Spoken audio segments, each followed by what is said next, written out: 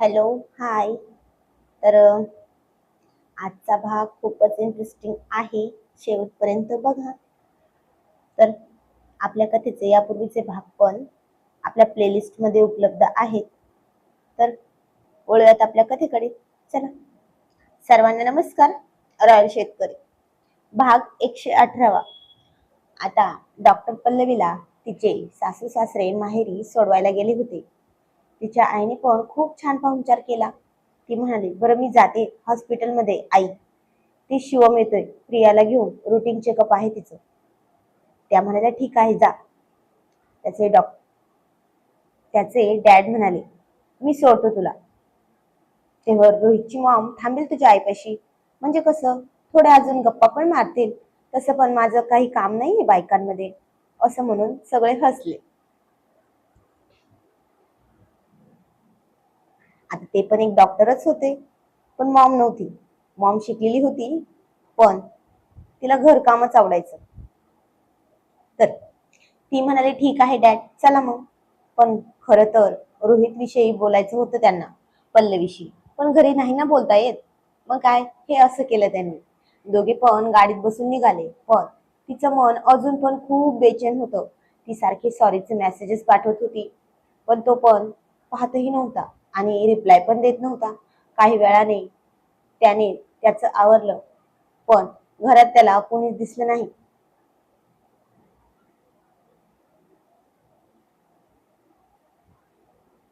तसं तो त्याचं आवरून हॉस्पिटलमध्ये आला. आता तर माहितीच होते की खरंच ती गेली म्हणून, पण नेमकं त्याचा फोनमध्ये सेट केलेल्या त्या तारखेची नोटिफिकेशन सकाळी सकाळी आली नाही. तर ज्या टायमिंगला सेट केली होती त्याच टायमिंगला आली. आणि त्यात त्यालाच मनात खूप खूप वाईट वाटलं, कारण ही त्यावेळी सेट केली होती जेव्हा जेव्हा तिनं त्याला विश्वास ठेवून पहिल्यांदाच तिच्या मंथली प्रॉब्लेमची डेट सांगितली होती. पण यावेळी लग्नाच्या धावपळीत ती जरा लवकरच आली होती. पण आता अशात मूड चेंज होणं, खराब होणं, चिडचिड होणं, राग येणं, हे तर होणं साहजिकच होतं. पण आता तो तर डॉक्टर होता, हे त्यालाही माहित होतं आणि तो सगळं समजू शकत होता. आता त्याला वाटलं होतं म्हणून ती नकार देत असेल, आणि नकार देत पण होती, मला टाळत होती. पण मी समजू का नाही शकलो, मी का नाही समजून घेतलं, असं त्याला वाटलं.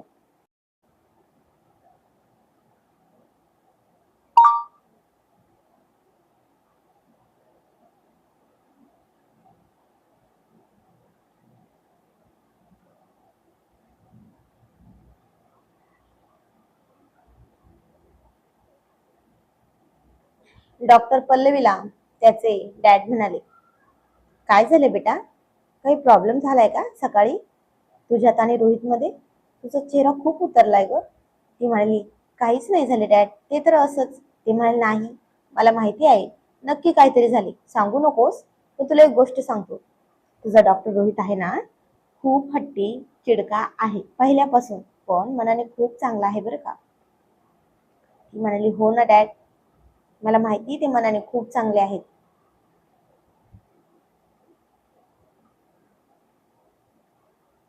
म्हणूनच तर जीव गुंतला ना त्यांच्यामध्ये. ते म्हणाले, पण आता जो प्रॉब्लेम आहे ना, तो जेव्हा समजून घेईल ना, तेव्हा तू त्याला अजिबात भाव द्यायचा नाहीस. आणि आता ती आच्छाद्याने पाहत म्हणाली, पण का डॅड? आणि ते हसून म्हणाले, अरे बेटा, तुला पण भाऊ येऊ दे ना, मग कळेल त्याला तुझी गरज. ती म्हणाली, डॅड, पण ते कसे पण मनवतात ना, मग काय करायचं मी? आणि नाही ऐकलं ना, तर काय करतील आणि कुठे करतील सांगताच येत नाही, असं म्हणून ती हसली. तसे ते पण हसले. आता दोघं पण हसत होते.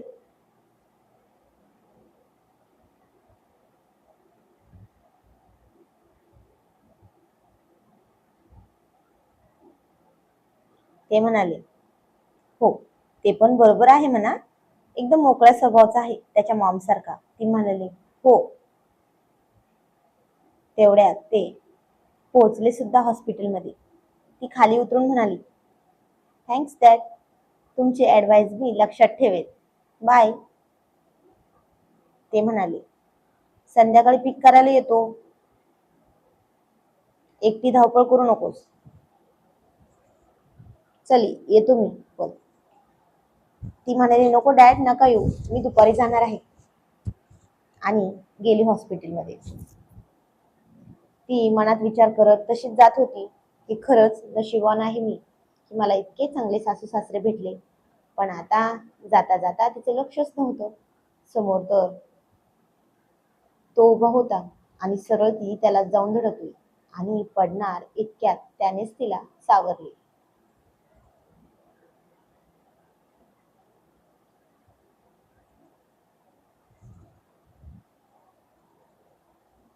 त्याने मिठीत सावरून घेऊन म्हणाला, सॉरी ना बेबी यार, माझ्या लक्षात नव्हतं राहिलं.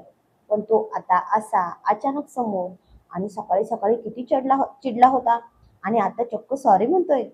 पण तिनं स्वतःला त्याच्या मिठीतून सोडून घेऊन म्हणाली, सगळे बघतायत, काय असेल ते आपण घरी बघू. पण जरा तोंड फुगूनच म्हणाली. आता तो पुन्हा नाराज होत म्हणला, चुकलं, माझंच चुकलं, मी का नाही लक्षात ठेवली तिची डेट. चूक तर माझीच झाली आहे ना. पण ती तर केव्हाच गेली होती त्याच्या मिठीतून. आणि तो खूप खूप नाराज झाला आता पण, आणि स्वतःलाच दोष देत होता. पण आता ती लवकर मानणार नाही हे तिनं पण ठरवलं होतं. आणि हा मनातच म्हणाला, गर्लफ्रेंड होती तेच बरं होतं, लगेच पटवलं की पटत होती आणि माझ्या मिठीत येत होती. पण आता कशाचं काय, आता तर बायको झाली ना, मग कशी पटेल. मग भाव तर खाणारच ना. पण आता म्हणू कसं बायकोला, मनवण्याचा एक्सपिरियन्स तर नाही ना माझ्याकडे बायकोला. कुणाची मदत घेऊ बरं. असं म्हणून त्याने त्याच्या डॅडला फोन केला आणि म्हणाला, आता डॅडचीच ऍडवाइस घेतो. फोन केला, फोन काढला. आता त्याने सरळ फोन त्याच्याच डॅडला लावला होता आणि म्हणाला, डॅड डॅड, मला करमत नाही, काय करू. ते म्हणाले, का रे बेटा, काय झालं. 2च दिवस झालेत की लग्नाला, तरी करमत नाही का. तो म्हणला, डॅड ती रुसली आहे, काय करू. लग्नाच्या आधी बरं होतं हो. ते म्हणाले, दिस इज टू मच बेबी, रुसण्यासारखं काय केलेस तू. तो म्हणला, डॅड सॉरी ना, चूक झाली होती माझी, पण प्लीज आता सांगा ना, काहीतरी ऍडवाइस द्या ना, मी काय करू. ते म्हणाले, बापरे, चक्क प्लीज म्हणून विनवणी करतोय बेबी तू. तो म्हणला, प्लीज डॅड सांगा ना, तुम्ही काय करता हो मॉम रुसल्यावर. ते म्हणाले, अरे तुझी मॉम रुसेल असं मी काही करतच नाही. तो म्हणला, पण डॅड तरी सांगा ना, मी काय करू, मला काहीच कळत नाही. गर्लफ्रेंड होती तेव्हा येत होतं करायला, पण आता नाही ना येत. ते म्हणाले, तू काय कर, तुझ्या एखाद्या फ्रेंडला फोन कर. तो म्हणला, ठीक आहे करतो, आणि thank you for advice dad, love you. ते म्हणाले, लव यू बेटा, पण लक्षात ठेव अजून हळद उतरली नाही, आणि हळद उतरवायची असेल तर तिला मनव, तरच पूजा होईल, नाहीतर. तो म्हणाला, नाहीतर. ते म्हणाले, मग बस तसंच हातात काकण हळदीचं बांधलेलं घेऊन.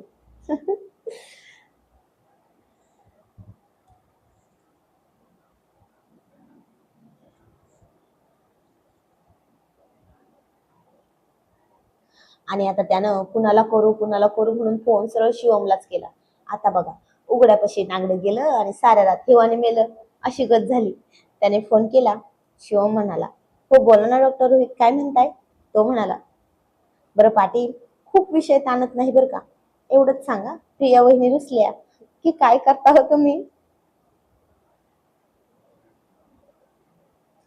तो शिवम डोक्यावर हात मारून घेत म्हणाला, हो, फार तर फार 2 दिवस झाले असतील लग्नाला, आणि तुमच्या मॅडम रुसल्या का लगेच.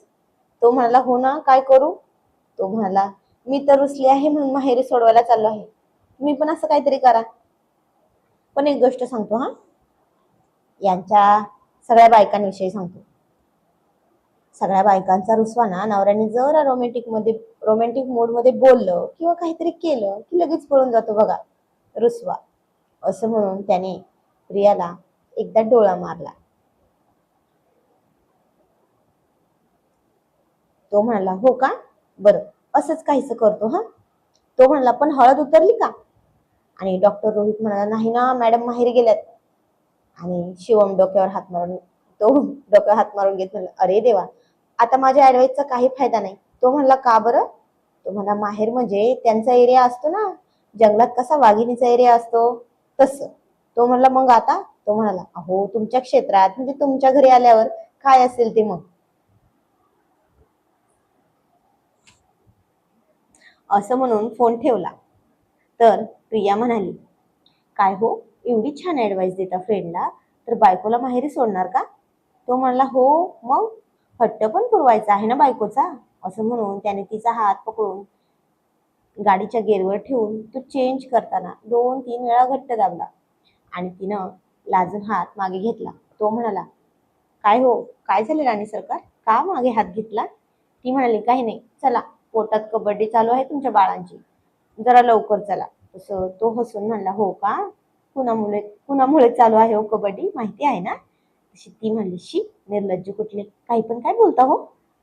तेवढ्यात हॉस्पिटलमध्ये पोहोचले. तिच्यासाठी दार उघडून दिलं त्यानं. हळूच ती खाली उतरली. त्यानं तिला पल्लवीपाशी सोडली. अतुलची, जान्हवीची विचारपूस केली आणि आज जान्हवीला घरी सोडणार होते तेव्हा हिचं चेकअप झालं.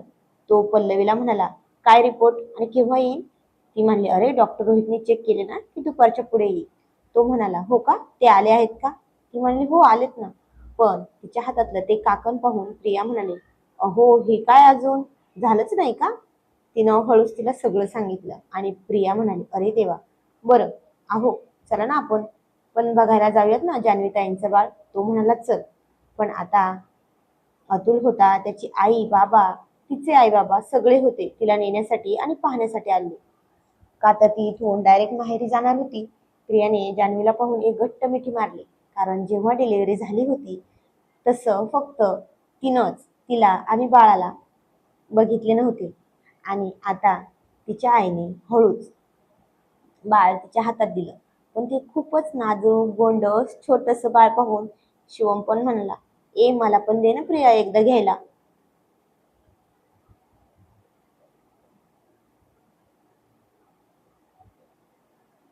आणि मला पण दे ना एकदा घ्यायला, बघू दे ना. ती म्हणाली, नाही नाही, तुम्ही रोज येत होता की, घेत असता की, आता बारी माझी आहे. तर जान्हवी म्हणाली, अगं त्यांनी नाही घेतलं. ते म्हणाले, जेव्हा तू तुझ्या हातात घेशील तेव्हा ते घेतील, म्हणूनच तुला घेऊन आलेत ना ते. पण आता तिनं ते हळूच सांभाळून त्याच्या हातात देताना म्हणले, अहो किती छान आणि गोंडस आहे बघा ना. आणि तो हळूच तिच्या कानापाशी म्हणाला, आपले पण असेच असतील, ते पण 2-2. तशी ती खूप खूप लाजली. आणि आता अतुल म्हणाला, वहिनी, तुम्हाला जर मुलगी झाली तर ती माझ्या मुलाला द्यायची बरं का. ती म्हणाली, का बरं असं भाऊजी?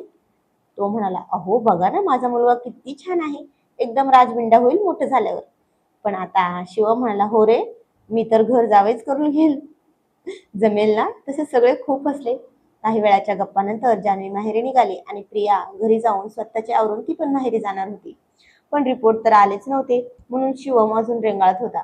पण लॅबमध्ये आज खूप गर्दी होती म्हणून उशीर होत होता. तसं यांनी घरच्यांना निरोप घेतला. आईसाहेब, आबासाहेब, अस्मी, सगळ्यांचा सगळे खुश होते. फक्त शिवम नाराज होता, कारण ती चालली होती पण बाकीच्यांना माहित होतं ती जाणार नाहीये म्हणून. पण आता तो जेवण म्हणणार नव्हता की का चाललीस, नको जाऊस, ते भरती थांबणार पण नव्हती. ती गाडीत बसली. तो म्हणला, हे काय, तुझी बॅग कुठे? आणि ती म्हणाली, मला बॅगची काय गरज आहे, सगळं तर आहे घरी. तो म्हणाला, ठीक आहे. जरा लांब गेल्यावर तिनं त्याच्या हातावर हात ठेवला. तर तो हात सोडून घेत म्हणला, गप्प बस, माझं लक्ष विचलित होतंय. तिनं एकदा पुन्हा तसंच त्याच्या गळ्यावर हात फिरवला आणि त्याने पुन्हा जरा रागाने दूर करत हात म्हणाला, एकदा सांगितले ना गप्प बस. तिनं पुन्हा तसंच केलं. आणि आता त्याने एका झाडाखाली गाडी थांबून म्हणला, काय चाललंय नेमकं? ती म्हणाली, कुठे कुठे काय चाललंय? तो म्हणला, हो ना, नक्कीच ना. तशी ती हसली आणि तिचा हात तो हातात घेऊन त्यावर त्याचे ओठ टेकवत शेवटी म्हणालाच, "ओ राणी सरकार, नका ना जाऊ प्लीज, मला करमणार नाही हो तुम्ही गेल्यावर." पण आता त्याचं ते बोलणं ऐकून तिला समाधान वाटलं. पण ती म्हणली, "घरी चला, तिथेच बोलू." तो म्हणला, "अगं तिकडे जायला तर संध्याकाळ होईल गं." तर ती म्हणाली, "कशाची संध्याकाळ? 10च मिनिटे तर लागतात ह्या मागच्या चौकातून गेलं की." तो म्हणाला, "तू काय डोक्यावर पडलीस काय गं? अजून हायवे पण आला नाही म्हणे 10 मिनिटातच पोहोचू." ती म्हणली, "अहो खरंच, या मागच्या चौकातून वाडा फक्त 10च मिनिटांच्या अंतरावर आहे." तो म्हणाला, "हो ते तर आहेच." ती म्हणाली, "हो मग चला ना." आणि आता तो काहीच न समजून म्हणला, "म्हणजे?" ती म्हणाली, "म्हणजे म्हणजे वाघाचे पंजे. चला वाड्यावर. आबासाहेब उसाचा रस घेऊन येत आहेत आणि मला थंड रस आवडतो, गरम नाही."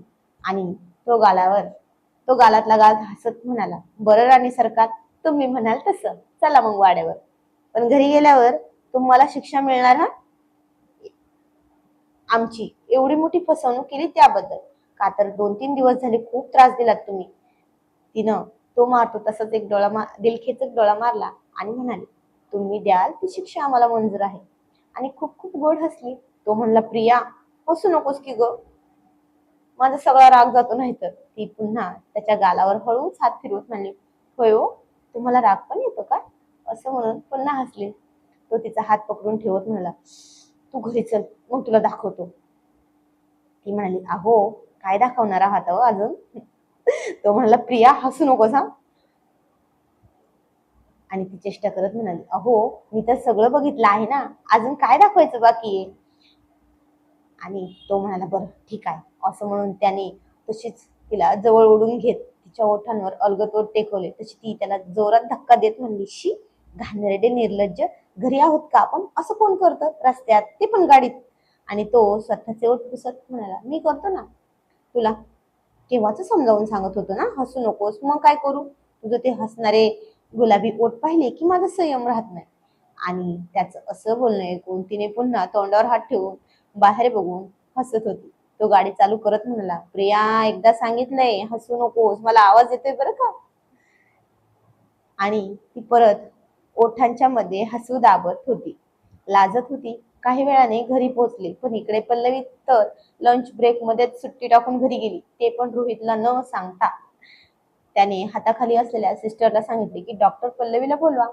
पाटील प्रिया पाटील यांची रिपोर्ट आली आली आहे, त्यावर थोडं डिस्कस करायचं आहे. तर नर्स म्हणाली, "सर, अहो त्या तर गेल्या." तो म्हणाला, "केव्हा?" ती म्हणाली, "अहो काही वेळापूर्वीच गेल्यात." तो म्हणाला, "ठीक आहे, तुम्ही जाऊ शकता." आणि त्यानं लगेच फोन काढला. फोन केला, मेसेजेस केले, पण काही उपयोग झाला नाही. तिने कारण तिनं बघून पण रिप्लाय दिलाच नाही. मग तो नाराज झाला, पण हार मानली नाही. पुन्हा त्याने त्याच्या डॅडला फोन करून सांगितलं. "डॅड, काय करू? कॉलच घेत नाही." आता त्यांचं नातं नावाला बापलेकाचं होतं, पण मित्रांच्या वर राहत होते. ते म्हणाले, "जा मग, मनव तिला." तो म्हणाला, "नाही ना डॅड, हॉस्पिटलमध्ये कुणाची तरी इमर्जन्सी आली तर सिनियर डॉक्टर पण हवा ना." ते म्हणाले, "ठीक आहे, मग मी येतो संध्याकाळी, तू जा." ही ग्रेट आयडिया आहे, तो म्हणाला. "पण डॅड, मॉमला काय सांगू?" ते म्हणाले, "मी बघतो ना काय सांगायचं ते." ते म्हणाले, "तू जा." तो म्हणाला, "थँक्यू डॅड, लव्ह यू."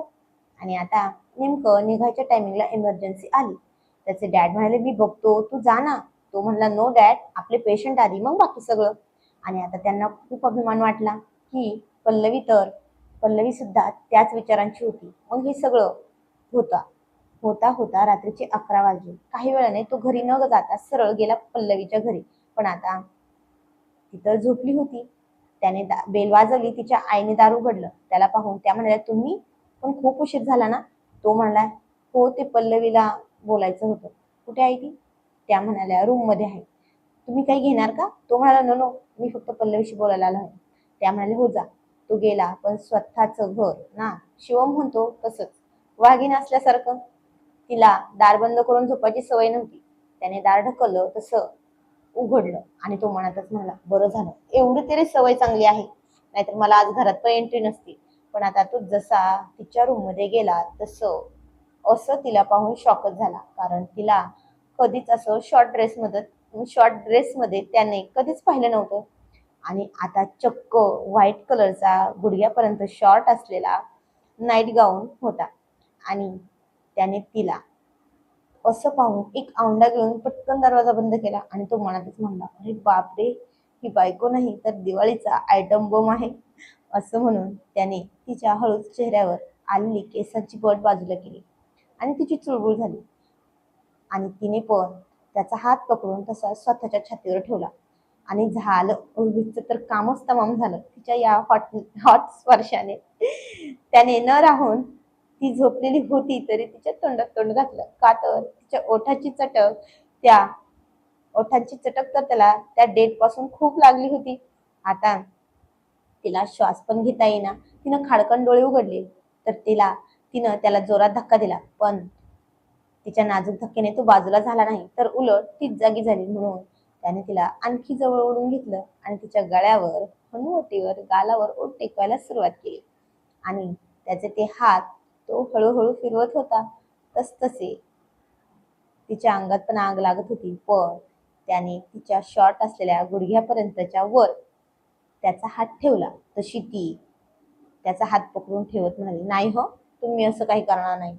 तो म्हणाला, मी तर करणार, मला लायसन भेटला आहे ना, ते पण परमनंटली, कळलं का? तर आजचा भाग कसा वाटला ते कमेंट मध्ये नक्की सांगायचे. धन्यवाद.